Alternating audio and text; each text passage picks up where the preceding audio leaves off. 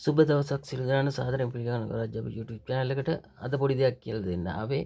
Clutch weight සම්බන්ධව දැක්කම video එක දැක්කම පටන් ගන්න දකින්නද ක්ලච් වේට් තියෙනවා, ප්‍රෙෂර් වේට් එක තියෙනවා, ප්‍රෙෂර් වේට් තියෙනවා, ක්ලච් වේට් තියෙනවා, ක්ලච් හවුසින් එකක් තියෙනවා. ඉතින් ගොඩක් කට්ටිය සාමාන්‍යයෙන් ක්ලච් වේට් ගියාම ටික දවසක් පදිනවා. ඉතින් ක්ලච් වේට් ගිය ගාම ක්ලච් වේට් මාරු කරන්නේ.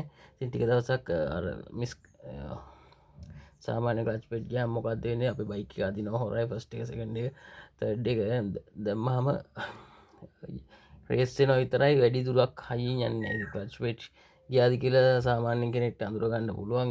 බයික් එක අදිනවා හොර වෙද්දි කඳු එහෙම අදින්නේ නැහැ. ෆස්ට් එකේම දාලා බර අදින්න ඕනේ. සාමාන්‍ය සෙකන්ඩ් තර්ඩ් අද්දි කලින් ගියාට වඩා පර්ෆෝමන්ස් නැහැ බයික් එකේ. ඉතින් ඔයාලට ඒක තේරෙනවා ක්ලච් පෙට් ගියේ කොහොමද කියලා දැනගන්න. ඉතින් ඔයා දන්න අයට නෙමෙයි, දන්නේ නැති කෙනෙක් ඉන්නවා නම් ඒකත් දැනගන්න. දැන් ඔයාගේ බයික් එක අදින්නේ ඔයාගේ හොරයි වගේ නම් කඳු අදින්න නැත්නම් සාමාන්‍ය නෝමල් රූට් එකෙත් RPM එක වැඩි වෙන තරමට ස්පීඩ් එක කලින් වගේ නැත්නම් සමහරට ඔයාගේ ක්ලච් පෙඩ් ගිහිල්ලා වෙන්න පුළුවන්. කඳු අදින්න නැත්නම් සාමාන්‍ය ෆස්ට් එකට දාලා අදින්න ඕන නම් ගොඩක් දුර ඒත් යනවා හොරයි වගේ නම් අනිවාර්යෙන් ක්ලච් පෙඩ් වයි ගිහිල්ලා අනේ ගඳ එනවා.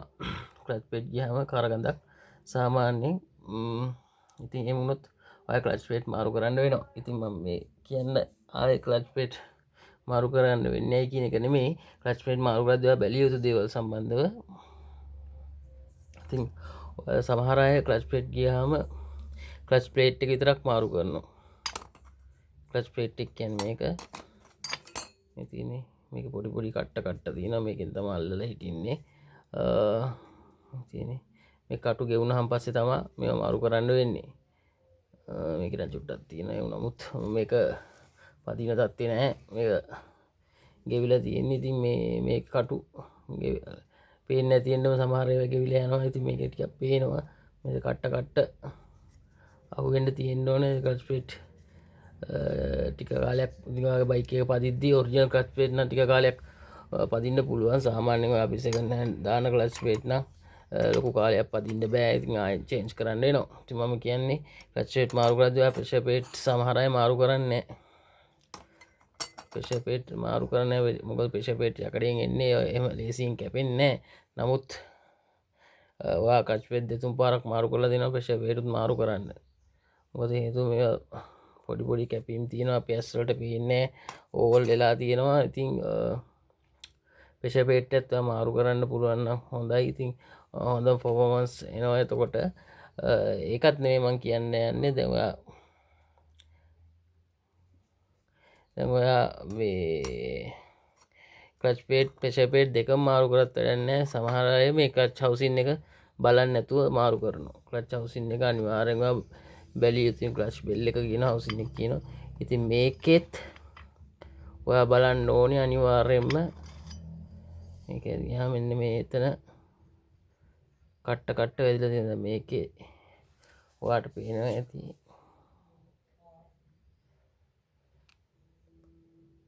ඉරි තියෙනවා.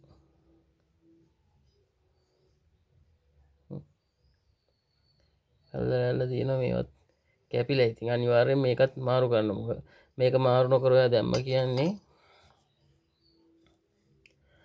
අනිවාර්යෙන්ම වැඩි දවසක් ඔයාට පදින්න හම්බෙන්නේ නැහැ. සතියෙන් දෙකෙන් අනිවාර්යෙන් ආයෙත් ක්ලච් අදින්න නැතුව යනවා බයික් එක.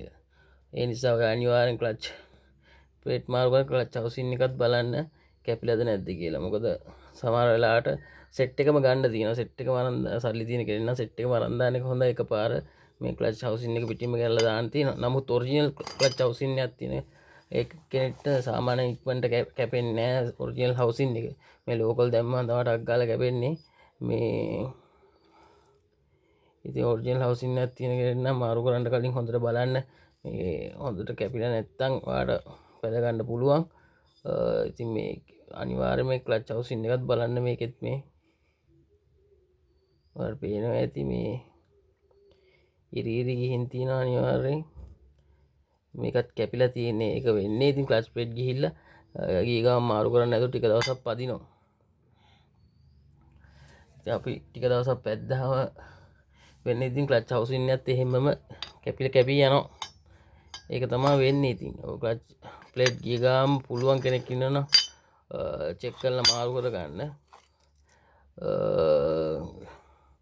නැත්නම් ඉතින් අපිට මේ සෙට් එකම දාන එක තමා හොඳම දේ කියලා තමයි මම සජෙස්ට් කරන්නේ. ඉතින් ක්ලච් ප්ලේට් දාලා පදින අයත් ඉන්නවා, ක්ලච් ප්ලේට් ප්‍රෙෂර් ප්ලේට් විතරක් මාරු කරලා පදින අයත් ඉන්නවා. නමුත් හරි පර්ෆෝමන්ස් ගන්න නම් මේ සෙට් එකම එකපාරම මාරු කරන්න තියෙනවා හොඳයි. නමුත් ක්ලච් බෙල් එක හවුසින් එක ඔරිජිනල් එකක් තියෙන කෙනෙක් නම් හොඳට බලන්න. කැපිලා නැත්තම් මාරු කරන්න යන්න එපා. මොකද ඊට පස්සේ දාන ඒවා එච්චර ක්වොලිටි ඒවා නෙමෙයි. ඒකයි. එහෙනම් ක්ලච් ප්ලේට් බලද්දි මේ දේවල් බලන්න. ඔයාලට තේරෙන්න ඇති. ටෙක්නීෂියන්ට කියන්න හෝ ගරාජ් එකේ වාස්තුව කියන්න ක්ලච් හවුසින් එකත් බලලා ක්ලච් ප්ලේට් මාරු කරන්න කියලා. හොඳයි. සුබ දවසක් හැමෝටම. ගිහින් එන්න.